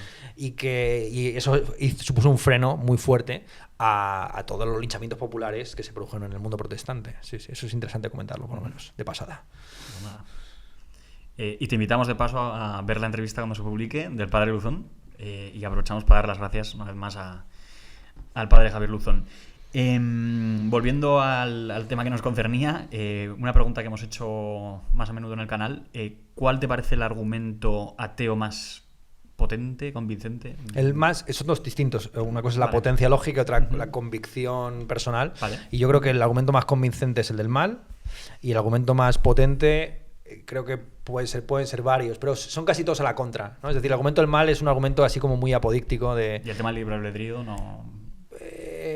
No, porque claro, al fin y al cabo estamos hablando de un mal natural que no depende de nuestra agencia. Entonces, lo que no tiene sentido es que vivamos en un mundo donde para que ciertas especies se reproduzcan, las abejas tengan que picar a arañas, donde incubar los huevos, y mientras la araña sigue viva, que eclosionen los huevos dentro de ella y se vayan devorando su propio cuerpo. Pero Ernesto, tú no le digas a Dios cómo tiene que diseñar su... Bueno, no, yo no le digo, como no existe, no le tengo que decir nada, pero vamos, quiero decir que se me ha ocurrido a mí, quiero decir que si a cualquier niño se le ocurren formas mejores de reproducción que el sexo femenino de una especie sangre cada mes, pues supongo que Dios, joder, con su gran sabiduría, se le hubiera podido ocurrir una forma, que sí, que ya sé que es un castigo, a todos se le puede buscar explicaciones, ¿no?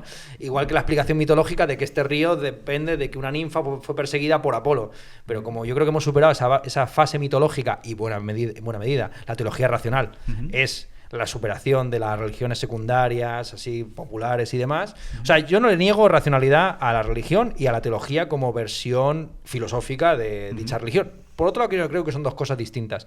Precisamente los que somos ateos y materialistas pensamos que la religión tiene que ver con la religatio, es decir, con los presupuestos prerracionales o a veces irracionales que constituyen comunidad y que no se cuestionan.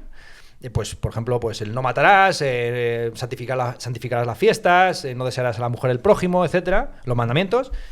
Eso es una cosa, y otra cosa es la creencia en Dios y la existencia de Dios, que es un problema teológico y filosófico. Obviamente hay religiones que se apoyan en esas ideas fuertes y hay religiones que no se apoyan en esas ideas fuertes, como el caso del budismo y tantas otras. Que bueno, es lo mismo, estamos en una perspectiva muy eurocéntrica, pero es que en India, solo en India, hay tantas personas como en Europa y Estados Unidos juntos. Entonces, cuando salimos un poco de nuestra perspectiva, pues yo creo que nos damos cuenta de eso, de que el consensus gentium famoso de que todos los pueblos creen en Dios, sí, pero cada uno en el suyo. Es como lo de Francisco I de Francia y Carlos V, los dos queremos lo mismo, Milán, claro, pero uno lo quiere para Francia y otro para España. Entonces, creer en eso, creer en Yahvé no es lo mismo que creer en una Alá. forma un poco naif de decirlo, Ernesto, que es Dios le habla a cada uno de sus hijos de una forma diferente, ¿no? Bueno, es lo típico que se suele decir. Siguiente pregunta. ¿Quién creó el universo? Pues nadie, porque no es una creación. ¿Se creó a sí mismo? No, no es una creación. No es una creación. Justo, ya digo, debatiendo con Quantum Fracture ayer mismo, no sé si se emitirá antes o después el podcast, porque yo ya estoy todo el rato en todos los canales a poner el mío. Es maravilloso, soy el youtuber que no tiene canal prácticamente. Voy a abolir en mi propio canal para ya entregarme como los drogadictos y los creyentes a la voluntad ajena. Entonces, claro, él hablaba del Big Bang. Y claro, el Big Bang se ha interpretado filosóficamente, es una interpretación filosófica pensar que es un acontecimiento puntual, a partir de como un gran estallido, el Fiat Lux. Y eso obviamente tiene unas connotaciones teológicas que así es el Génesis, puro y duro. Claro. Y obviamente en los modelos cosmológicos, yo tampoco soy un cientificista fuerte que piense que la iglesia o la religión es una especie de cáncer social, al contrario, más bien estoy en las posiciones de Gustavo Buenistas de Dios salva la razón, de que, bueno, en concreto en la cosmología, pues han sido personas provenientes de ámbitos religiosos los que han desarrollado muchos modelos cosmológicos importantes. Entonces, a lo que vamos, que realmente el Big Bang es una especie de reducción a absurdo de teorías cosmológicas que llegan a una singularidad, llegan a un cero, que lo que muestra es que la teoría no da más de sí. Es el problema famoso kantiano de que no se puede demostrar ni que el mundo sea finito ni infinito. Porque las dos cosas se pueden demostrar en paralelo. Bueno, pero el Big Bang es un origen, ¿no? No, el Big Bang no es un origen. El Big Bang es el Big Bang, como el éter en su momento, o el flogisto, es un compromiso ontológico de nuestras mejores teorías científicas. ¿Vale? Es decir, nuestras teorías científicas decían en un determinado momento que la luz era un fluido, entonces que tenía que transmitirse en un determinado medio, y se postuló la existencia del éter, hasta que se descubrió que la luz no era un fluido, y por tanto ese postulado que se tenía que demostrar empíricamente por el famoso experimento de Michelson y Morley se refutó. No es que se refutó, es que se demostró que nunca había existido ni el éter ni el flogisto. El flogisto era el medio por el cual se transmitía el calor. El calor no se transmite por ningún medio. Entonces, tu pregunta de cuándo se creó o quién creó el universo, sí. ¿Quién o qué? Es la misma pregunta que decir ¿por qué medio se transmite el calor o la luz? No se transmite porque no es un fluido. Entonces, el mundo tampoco es una creación, no es un artefacto. De hecho, lo que vemos continuamente con cosas como la araña y la avispa es que no es un reloj perfecto que requiere de un gran relojero o ingeniero. Al contrario, es una chapuza absoluta. Lo que decía Hume, si este es un mundo creado por un dios, debe ser su trabajo de TFG o tu CTFM, porque vamos, la tesis doctoral no creo que sea, ni el trabajo de catedrático. Es un trabajo muy primerizo esto. O sea, espero que haya otros cosmos y otros universos, Ernesto, en el que haya gente un poco mejor que nosotros, porque, ¿sabes? Pero entonces no tiene sentido hablar de el origen del universo. Es un problema abierto al que no se puede dar respuesta. La famosa cuestión kantiana de que el mundo, Dios y el yo no son objetos de conocimiento, sino postulados de la razón práctica, consiste justamente en eso, que sobre esas preguntas últimas es inevitable que no las planteemos, pero no hay respuestas. Entonces podemos seguir debatiendo eternamente. Son temas filosóficos, obviamente, y la filosofía va a seguir inquiriendo sobre esos temas y va a haber argumentos a favor y en contra de que el mundo es finito, infinito, etcétera. Pero eso no es algo científico. Los que pretenden demostrar la existencia de Dios por vías científicas están confundiendo para mí el tocino y la velocidad. Y no me vengan con argumentos sociológicos baratos, la ciencia más blanda que pueda haber, la sociología, de decir, un alto porcentaje de los premios Nobel creen en Dios. Eso me parece igual, es una tontería. Claro, que volvemos a lo mismo, que si miras los porcentajes, es verdad que es abrumador el número de científicos que creen en Dios, por razones muy probablemente de egolatría y proyección subjetiva hacia el cosmos, que piensan que hay gente tan lista como ella al mando de este asunto, pero es muy curioso que entre los científicos naturales los que menos creen son los médicos. Sí, si tú eres un físico, es obvio que puedes creer en la perfección del cosmos porque solo vives en un mundo de ecuaciones, pero los médicos se enfrentan contra enfermedades reales que no tienen mucho sentido y que son... el COVID también es una creación de Dios. Pues que me diga... Para consumir menos combustibles fósiles, para hacer rico a Mercadona, que ya sé que es caricatura, ojo. Pero bueno, ya que ya puestos en ambiente distendido... Distendidísimo. O sea, me parece respetable la postura del ateo, o sea, quiero decir, sabes, huyendo un poco ese del tópico del agnóstico, son como un ateo un poco retraído y tal. Porque a pesar de que tú mismo dices que hay una serie de debates que son eternos, ¿no? Y que van a ser eternos, ostras, afirmar no hay nada, o sea, es el tema de la filosofía. Quiero decir, yo en una novela me puedo permitir ese juego, y en mi novela no queda claro quién se lleva la razón ni qué argumentos van a favor y en contra. Se ofrecen más o menos los puntos de vista más refinados que yo he conseguido articular sobre esos temas. Pero en filosofía hay que tomar posición. Es decir, aunque a mí se me acusa de ecléctico, y yo mismo reconozco que soy muy culo inquieto y muy curioso y me gusta más lo que opinan los demás que yo mismo, pues inevitablemente hay que tomar posición. Y la gracia de la filosofía está en que Kant no piensa lo mismo que Heidegger, ni Heidegger lo mismo que Platón, ni Aristóteles. Entonces, pues precisamente como hay que debatir, debatamos. Y yo parto de este punto de partida. Si me convencen, pues yo voy abandonando ciertos argumentos y me quedo con otros, o al final me termino convirtiendo. En ese sentido, ya digo, yo no cambio muchísima opinión, como se ha podido demostrar, pero tampoco gratuitamente o tan arbitrariamente como muchos me acusan, o circunstancialmente, porque yo reconozco que soy muy blando y muy poco polémico, y por esquivar la turra, tanto darla como recibirla, pues digo, venga, sí, sigue, por tus 13, sea el que sea, el cientificista, el místico, el que sea. Pero vamos, ya digo que yo, en concreto, a mí me encanta la teología racional, pero no consigo ni una ciencia ni nada por el estilo. Y en cuanto a preguntas de este tipo, son preguntas filosóficas muy interesantes a las que yo respondo con este argumento. El mundo no es una creación. Entonces, esta metáfora artística no se puede aplicar en este caso. Okay. Vamos a acabar, antes de hacer una pequeña digresión a la figura de Jesucristo, con una frase de Lewis, ¿vale? C.S. Lewis, Sí, muy bueno. la vas a pronunciar tú mejor, de nuevo, que dice lo siguiente: pero, ¿y si creemos y al final no es verdad? El error sería entonces más interesante incluso que la realidad. ¿Cómo podría un universo idiota haber producido criaturas cuyos sueños son mucho mejores, más vigorosos y sutiles que él mismo? Está muy bien, está muy bien. A mí Lewis me encanta. Tiene este libro además sobre la muerte de su mujer, ¿fue? Murió su mujer y tiene un libro de autoficción muy célebre. Hay una película también, Tierras de Penumbra. Y Abismos de la Desolación, algo así creo que era el título, no me acuerdo ahora. Y yo me leí el de El cristianismo elemental, ¿se titula? Mero cristianismo. Mero cristianismo, efectivamente, buenísimo. Se valora mucho a Chesterton por la ironía y por la paradoja, pero para mí Lewis es más fuerte y más interesante. Bueno, están más o menos en las mismas posiciones. Y ahí él me gusta, porque efectivamente él no intenta meterse en la teología racional, que es unos abismos que no llevan a ningún sitio. Es más, ojo, los argumentos de los que querían de verdad en la época del idealismo alemán, era que estos argumentos, incluso en el Renacimiento, porque muchas veces el Renacimiento se interpreta en una clave naturalista, cientificista, de la emancipación del ser humano de la sombra de Dios y cosas por el estilo. Pero al contrario, los renacentistas, la mayor parte de ellos eran ultra creyentes y hablaban incluso de la filosofía Christi. Es decir, que ellos querían recuperar la verdadera filosofía de Cristo. Y lo que argumentaban era que los escolásticos eran paganos, que estaban argumentando más con Aristóteles que con la Biblia, y entonces que se dejaran de tanto argumentos lógicos, el Calam, no sé qué, el Dark Reaper, todo este tipo de chorradas. No, tío, cree en Dios, o sea, que Cristo, joder, Cristo, no te vayas ahí con Santo Tomás, Aristóteles, tal, que no hay que debatir tanto, que te lees la Biblia y sigues a Cristo, ya está, este es el camino y la vida, pues tío, tira para adelante. El camino, la verdad y la vida. Claro, tío.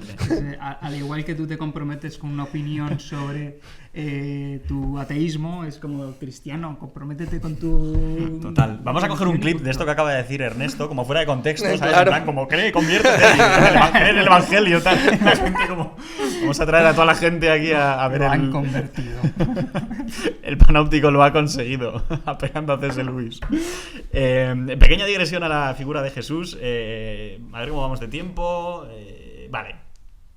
Bueno, tenemos una buena cena esperándonos también, así que vamos a ver.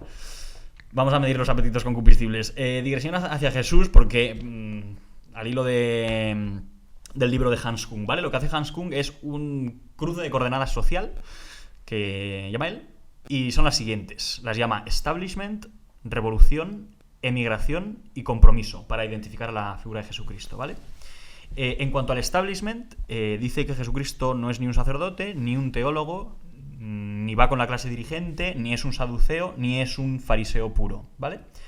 En cuanto a la revolución, dice que no era un zelota, ni un revolucionario social, pero tampoco era un hombre del sistema, ¿no? Ni propaga la lucha de clases, ni la abolición de la ley. Simplemente llama a la no violencia. Ni pertenecía al Frente Revolucionario Popular de Judea. Sí, Ni al judaico. Creo que tú mencionas ese tema en alguno de estos dos libros. Sí, obviamente. Sí.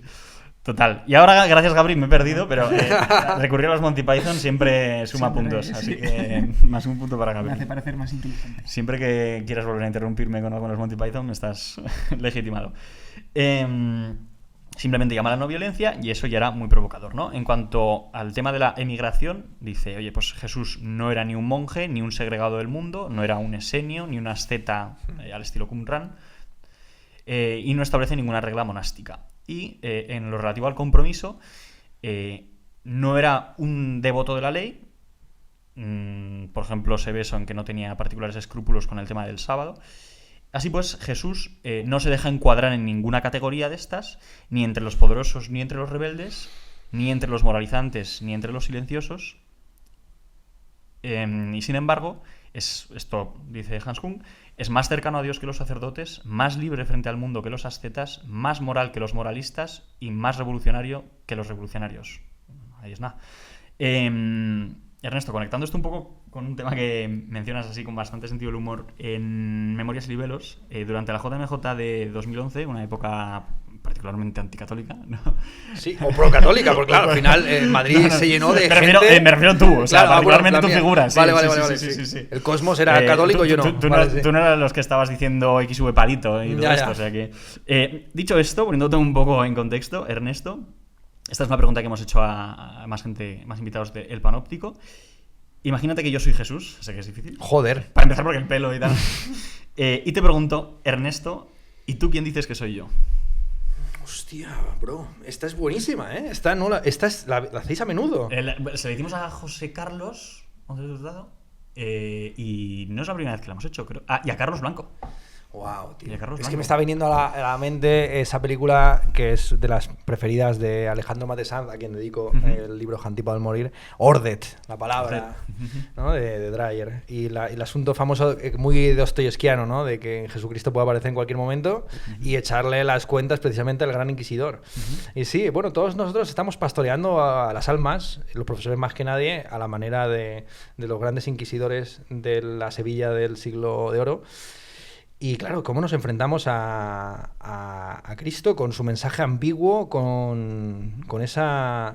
Si he dicho que el argumento más convincente, persuasivo para el común de los mortales es el del mal y el del sufrimiento, sobre todo, innecesario. El argumento más poderoso a favor de la existencia de... No la existencia de Dios, de la creencia religiosa, cristiana en concreto, es el propio Cristo, obviamente. Porque nadie se suicida por el argumento ontológico. Dijo Camus, quiero recordar, Camus en las dos pronunciaciones, la española y la francesa. Albert Camus. Pues no sé si el mito de Sísifo, el hombre absurdo o alguno de estos... Empieza con esa frase, ¿no? Nadie se suicida por el argumento ontológico. Pues también lo mismo. Nadie se convierte por el argumento epistemológico ni nada por el estilo, sino que es precisamente la experiencia vital y esa gran novela que es el Evangelio. Y sobre todo por cómo está escrita, con esa economía verbal. Y a mí me parece que es un prodigio toda la Biblia en su conjunto. Bueno, para mí el Eclesiastés es uno de mis libros favoritos.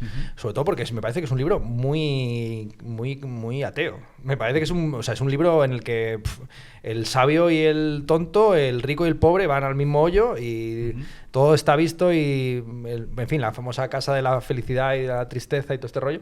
En fin. ¿Pero quién soy yo? ¿Quién eres tú? Pues... Joder, tú eres el rey de los judíos. Dice Pilatos. Y me lavo las manos. Y me lavo las manos, señor. Tú eres el rey de los judíos. Claro, tú eres el rey de los judíos. Yo te entrego a que te juzguen los tuyos, tío. Yo te entrego a que te juzguen los tuyos, porque... Eso es lo que haces, ¿no? O sea, te lavas las manos como Pilatos. Robert Graves tiene un libro maravilloso, sobre Jesús, que habla de Jesús, el Jesús en la interpretación política, ¿no? De Jesús. Y yo te digo, tío, pues tú eres el rey de los judíos. Que te juzguen los tuyos, sí. Yo no te puedo juzgar, es decir, que ni a favor ni en contra tuya, pero no puedo creer en ti, lo siento. O sea, vale. Aunque has dicho que la mayoría, bueno, has dicho todos, yo diría que es verdad que mucha gente, nadie se va a convertir por el argumento ontológico, bueno, quizás alguien sí, ¿no? Porque para algo está ahí, pero justo hablábamos antes de empezar el podcast de Anthony Flew, que también lo mencionábamos en la entrevista de José Carlos González de Hurtado, no creo que dejar su postura atea por la figura de Jesucristo. No, claro, pero Anthony Flew es una figura, por lo mismo, es el tonto útil de la teología racional cristiana, porque al final es un tipo que, con todo los respetos a él, pero que sí yo utilizo mucho esta expresión tonto útil, ¿no? Que en realidad son los listos útiles para determinada causa, y todos en el fondo somos tontos útiles para algo.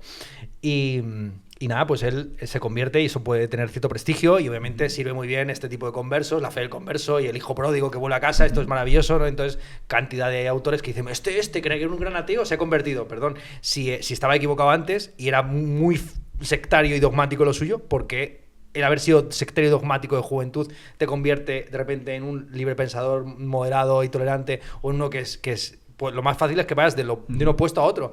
Ese es un buen argumento contra estas conversiones tan abruptas.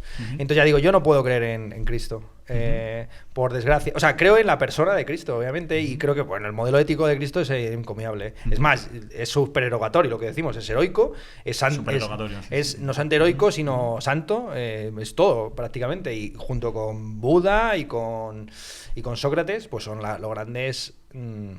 pedagogos de la humanidad. O sea, nos han enseñado a vivir, así de sencillo. Y muchísimo mejores, por supuesto, que los estoicos que tanto se valoran, porque, bueno, el estoicismo tenía sentido en una cosmovisión donde el cosmos tenía una providencia, que luego se aprovecha mucho por Tertuliano y otra serie de padres, sobre todo latinos. Pero Cristo, curiosamente, es que es muy interesante porque el modelo ético de Cristo sigue funcionando aunque la teología racional que supuestamente emana de él no se sostenga. Así que tú puedes seguir creyendo en Cristo como persona. Entonces sí, yo sería monofisita. Como modelo moral. Como modelo moral, yo sería monofisita. Es decir, yo creo que tú eres una persona muy buena. Vale, bueno, ¿sabes? Hemos tenido respuestas variadas, ¿no? La de Carlos Blanco no tenía nada que ver con esta, y la de José Carlos González Hurtado, pues como católico, pues tampoco tenía nada que ver. Así que estupendo. Para que luego no digáis que solo traemos aquí a gente católica, que traemos aquí un poco de todo. Pues nada, pasamos al test de Gap. Una de las partes preferidas por por nuestros suscriptores. Y eso lo afirma Víctor. Lo afirma Víctor y soy tu mejor amigo, así que te tiene que valer con eso.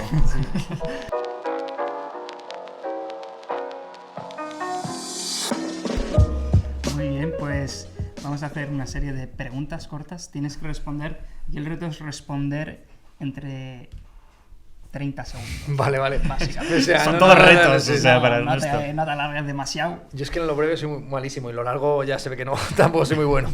Así que vamos allá, ¿vale? Es como Venga. metralleta, ¿vale? Entonces, empezamos. ¿Puede el sufrimiento tener un sentido salvífico? Sí. Obviamente. Quiero decir que a través del... Sí, es más, aquello que disfrutas aunque te haga daño, eso se llama amor, principalmente a tu trabajo, a tu pareja, etcétera. Bueno, siempre y cuando llega a ciertos excesos, ¿no? Pero bueno, también hay amores tóxicos, obviamente. Yo siempre he bromeado con que en la Biblia se ve cómo Dios es un novio tóxico que se va poco a poco deconstruyendo a sí mismo y deja de ser Yahvé el que golpea con el martillo sobre el yunque de Israel y pasa a ser amor, caridad y que acoge a las prostitutas en su seno y tal. Entonces, claro, es Jesucristo el paradigma del poliamor. ¿Toda vida es sagrada? No. Para mí hay ciertos modos de vida que son invivibles y hay modos de vida mejores y peores, por desgracia. Y yo sigo y personalmente creo en la cuestión socrática de que una vida sin examen no merece la pena ser vivida y que para vivir en determinados estados es mejor estar muerto. Sí. Y es más, y creo que ciertos los mártires de la Iglesia estaban de acuerdo conmigo. Porque, bueno, ellos pensaban que la muerte no era la verdadera muerte, que era una transición a otra forma de vida, pero ellos estaban de acuerdo en que vivir como pagano era estar muerto para Cristo, y que por tanto era mejor estar muerto para el paganismo que al revés. Joder, muy bien. Una vida sin reglas es una vida sin rumbo. Los anarquistas decían que de la anarquía emerge el orden. Es decir, y bueno, también estaba la famosa cuestión de Goethe, de la injusticia y el desorden. Que es mejor la injusticia local y puntual, que todo orden comete, inevitablemente, que es mejor que a veces... Es mejor que muera un único inocente, o que a veces se condene a un no culpable, que haya un desorden continuo donde no se distinga entre culpables e inocentes. Eso me parece muy obvio. Pero bueno, yo confío mucho también en la espontaneidad y en la anarquía, sin ser anarcocapitalista ni anarcocomunista. Si Platón era tan listo, ¿por qué está muerto? Que es buenísima esa, pero sigue vivo en nuestros corazones, amigo. Aquí. Mueres y resulta que el cielo existe. ¿Qué te gustaría que te dijera Dios nada más verte? Hola, mi pana. Totalmente. Para mí es un 10. Yo creo, a mí me encantaría que te dijera, porque me ha pasado lo mismo. O sea, me ha pasado cuando te he visto, Ernesto, que he dicho, joder, este tío es más alto en persona. Y me encantaría que, ¿sabes? Como que llegaras arriba y te dijera, Dios, joder, tío, ¿sabes? Como... He calculado todas las variables, lo sé todo, pero este dato se me pasó, tío. Este dato se me has trasfabelado. Sí, tal cual. ¿Pero te dices así de alto o esto te has puesto tacones o qué? Secreto, hoy llevo alzas, chavales. Tal cual. Sí. ¿Qué dices, tío? ¿Que es verdad o no? Es verdad. Joder, macho, sabía que estabas acomplejado, pero no tanto. Cosas que pasan. Pues nada, exitoso cierre del test de Gap. Sí, muchas gracias por tus respuestas. Mira qué honorable se pone cuando... Sí. Pues nada, vamos a cerrar con una pregunta un poco novelada, por así decirlo. Bueno, vamos a cerrar. Va a ser la última vez en la que hablemos nosotros, porque va a cerrar Ernesto con un poema suyo. Cerrará la entrevista. Un poema, es verdad. Tienes tiempo porque vamos a cerrar vamos a hacer la última participación nuestra y después cierras tú con tu poema, ¿vale, Ernesto? Vale. Vamos allá. Pregunta de cierre. Esta no la habíamos hecho generalmente. Dublín, año 2025. Una tarde oscura y lluviosa. Ernesto Castro lleva todo el día buscando una primera edición de Ulises de James Joyce en la biblioteca del Trinity College. Ofuscado, tras no encontrar más que un par de libros de Houellebecq y una lujosa edición de Santiago Abascal, España vertebrada, de Sánchez Dragó, con prólogo de Ortega Cano, decide refugiarse de la lluvia que golpea el cristal de sus gafas y el fondo de su alma en un viejo pub.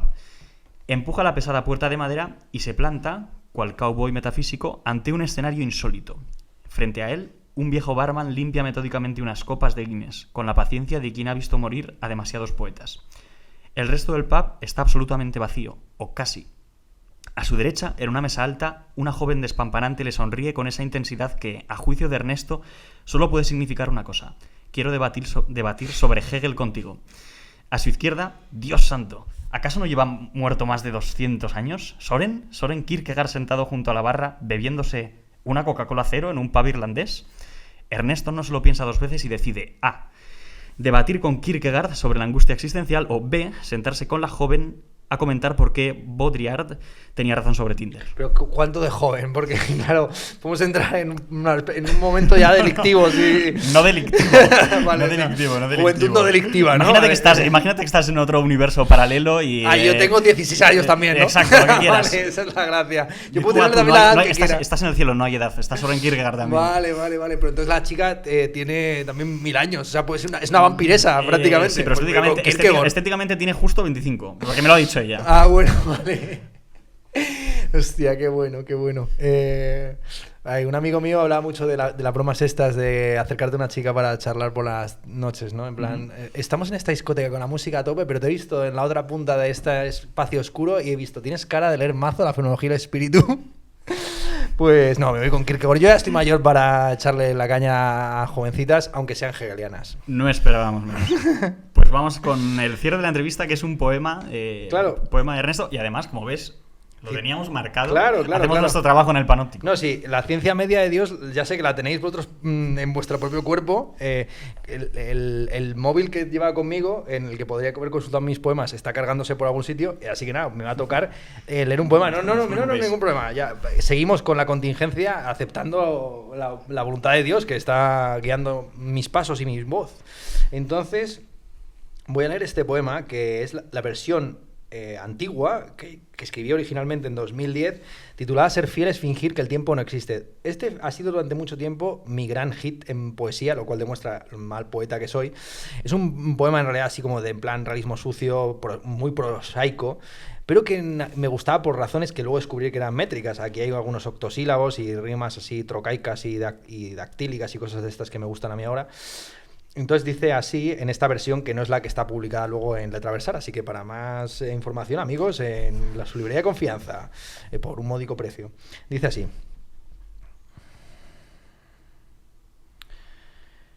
ser fiel es fingir que el tiempo no existe.